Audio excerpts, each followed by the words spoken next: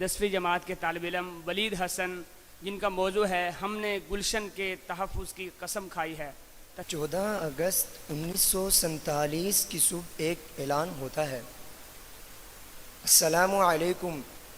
یہ ہے آل India radio اور آپ لوگ اگلی خبر کے لیے انتظار کیجیے۔ السلام علیکم، یہ ہے ریڈیو پاکستان اور آپ کو ہماری جانب سے پاکستان کی آزادی بہت بہت مبارک ہو۔ جناب صدر علی وقار، یہ دو جملے کہنا تو بہت آسان ہے، مگر ان کی قیمت ان لوگوں سے پوچھئے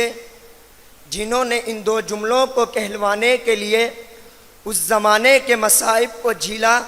کہ جب روشنی روشنی کی دشمن تھی، یہ ہر ایک گھر کی کہانی تھی،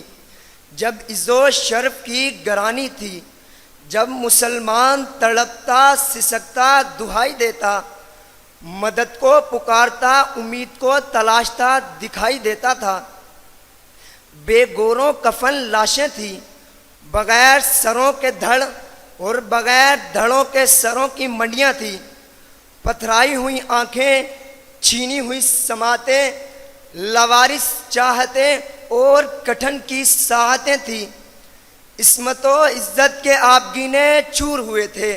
ماؤں کے جگر گوشے ماؤں سے دور ہوئے تھے۔ علی وقار، یہ کہانی نہیں، کوئی قصہ نہیں، یہ خسارہ نہیں، یہ استعارہ نہیں، یہ مرثیہ امام حسین نہیں، یہ سرزمین ہندوستان ہے، یہ کربلا کا میدان نہیں، یہ کربلا کا میدان نہیں۔ جی ہاں علی وقار، مگر پھر منظر بدلتا ہے، پھر نعرے دلگیر سے، عزم شبیر سے اور حیدر کی شمشیر سے نظام ظلم بدلتا ہے، سامراجی خداؤں کو پٹخ دیا جاتا ہے، غلامی کا تختہ الٹ دیا جاتا ہے، ایک قافلہ عظیمت ایک صدا لے کر اٹھتا ہے کہ خونے دل دے کے نکھاریں گے رخ برگے گلاب، ہم نے گلشن کے تحفظ کی قسم کھائی ہے، دشمنوں کی صفوں کو چیرتے ہوئے آگے بڑھ جائیں گے، ہم نے گلشن کے تحفظ کی قسم کھائی ہے، جو آزادی میں رکاوٹ بنے گا اسے پاش پاش کر دیں گے، ہم نے گلشن کے تحفظ کی قسم کھائی ہے، جان دینی پڑی تو دے دیں گے کیونکہ ہم نے گلشن کے تحفظ کی قسم کھائی ہے، ہم نے گلشن کے تحفظ کی قسم کھائی ہے۔ یہ وہ تھے کہ جنہیں دیکھ کر جنوں شرماتے ہوئے موت لرزتی تھی ان کے سامنے آتے ہوئے۔ علی وقار، اس متلاطم لشکر کے قائد، اعلیٰ درجے کے سیاستدان، متحرک مسلمان، عظیم قوم ساز،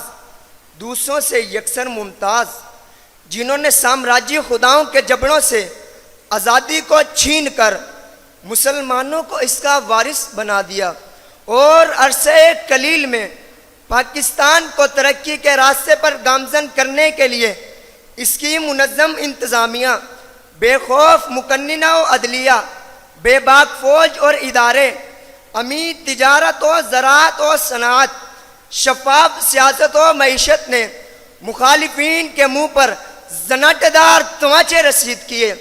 سر توڑنے کی سر توڑ کوشش کرنے والوں کے سروں کو توڑ دیا، پاکستان کو دنیا کے نقشے پر اسلامک ریپبلک آف پاکستان کے نام سے موسوم کر دیا کہ دور حیات آتا ہے قاتل قضا کے بعد، ہے ابتدا ہماری تیری انتہا کے بعد، ہے ابتدا ہماری تیری انتہا کے بعد۔